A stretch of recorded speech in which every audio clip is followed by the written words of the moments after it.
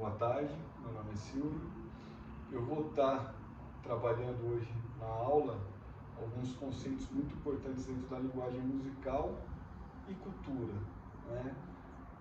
Vou estar trabalhando os conceitos de intervalos, consonância e dissonância, tá? Vou tentar demonstrar como esses conceitos de consonância e dissonância são percebidos de maneira diferente de época a época, né? Ou seja, como existe um recorte sociocultural no que a gente percebe como consonâncias e dissonâncias. Tá? Vamos fazer um exercício onde vocês vão reproduzir os intervalos diferentes e dar impressões que vocês sentem a partir desses intervalos, que vocês acham que soa mais amarrado, mais consonante ou mais dissonante, tá?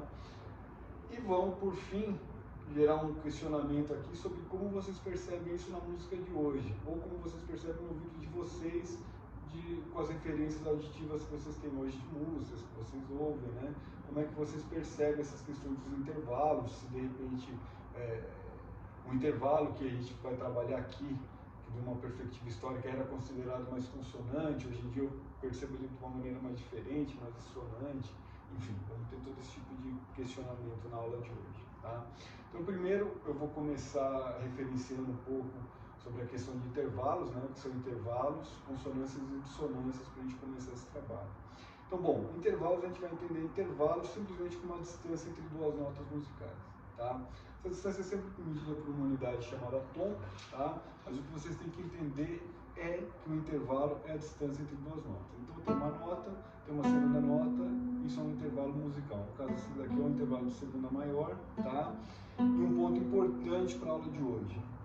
Esses intervalos eles podem ser percebidos de uma maneira melódica, né? Ou seja, as duas notas tocadas em tempos diferentes, né? Ou intervalos harmônicos, que são os intervalos onde você tem as duas notas tocadas ao mesmo tempo. Esse vai ser o importante para a gente hoje. Por quê? Porque, dando continuidade ao que a gente explicou entre monofonia, monodia e polifonia, os intervalos que aparecem na polifonia, a partir do momento que você tem duas vozes, e que vão ser importantes para a gente ter essa percepção cultural do que é mais consonante ou dissonante, são os intervalos que são ao mesmo tempo.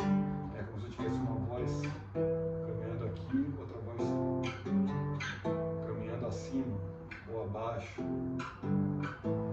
certo? Então a gente vai trabalhar sobre essa perspectiva.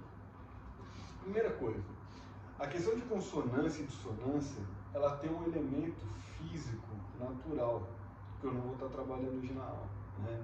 Sabendo que a nota musical é uma onda, né?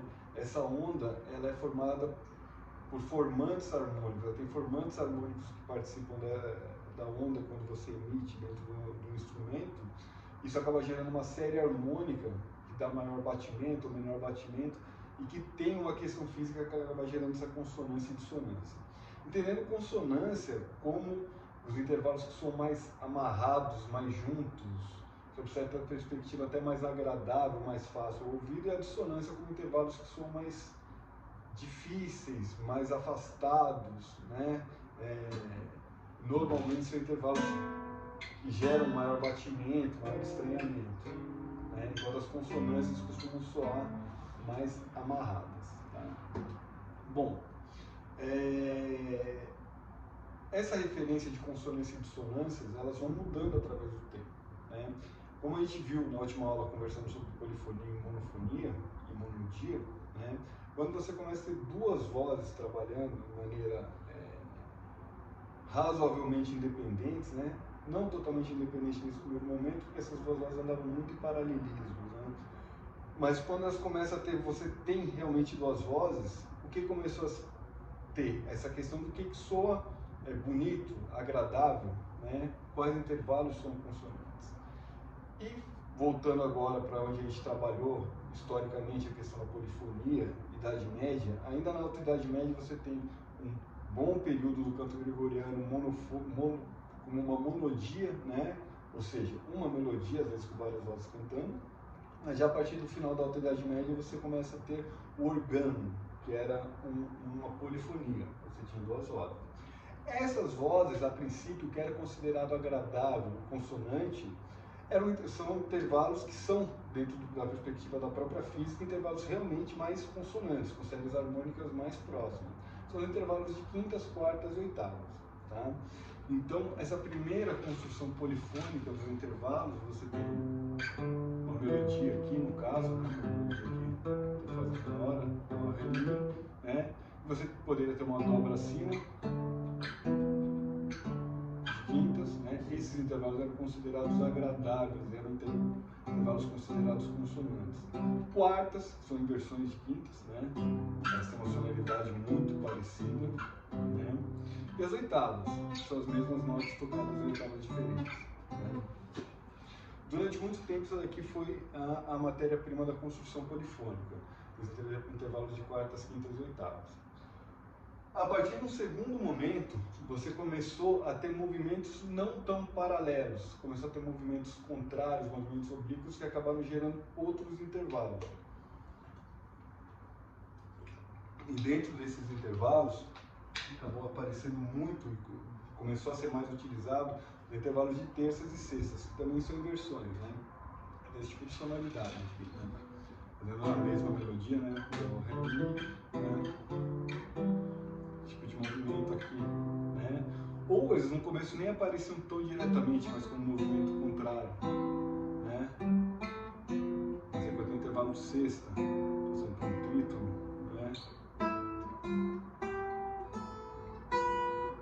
Esse tipo de movimentação que a gente consegue perceber que é uma sonoridade um pouco diferente, porque você tem simplesmente a sonoridade das terças, né?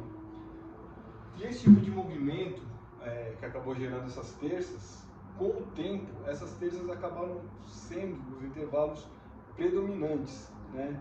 Dentro do sistema que depois a gente vai chamar de sistema tonal, né? Tanto as terças quanto essas sextas acabam sendo, e são os intervalos muitas vezes que a gente ouve hoje, né? Aculturado pela música atual, né? A gente acha que são os intervalos mais consonantes, né? Eu mesmo que venho de uma tradição mais de improvisação, os intervalos de quartas e quintas são considerados mais modernos do que os intervalos de terças e sextas, né? Então essa questão que eu queria deixar para vocês perceberem. Como que a gente percebe como consonante, dissonante, ou expandindo, bonito, feio, agradável ou não, pode e se modifica através dos tempos, né? Através de culturas, aspectos socioculturais, né?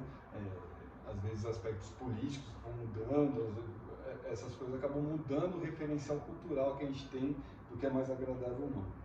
Bom, o que eu vou fazer agora? Eu vou tocar, a gente vai ver aqui, eu vou tocar dois fonogramas medievais de músicas medievais, mas obviamente reproduzidos por grupos mais recentes, mostrando essa questão do organo fixo em quartas, quintas e oitavas e com um pouco mais de movimento contrário, né, discante, para vocês perceberem essa diferença de sonoridade aí da entrada das terças. Vai fazer um exercício com essa melodia aqui, Dó, Ré, Mi. Vocês vão usar os xilofones aí, metalofones, para fazerem dobras, né, experimentarem esses intervalos. E vamos gerar uma discussão aqui, falar o que vocês acham. O que vocês acham que soa mais agradável para vocês ou mais comum, que vocês acham que vocês ouvem mais? Que tipo dentro desses intervalos vocês acham que são mais comuns na música de hoje e como vocês enxergam que isso daqui pode mudar ou não, tá bom? Então vamos lá.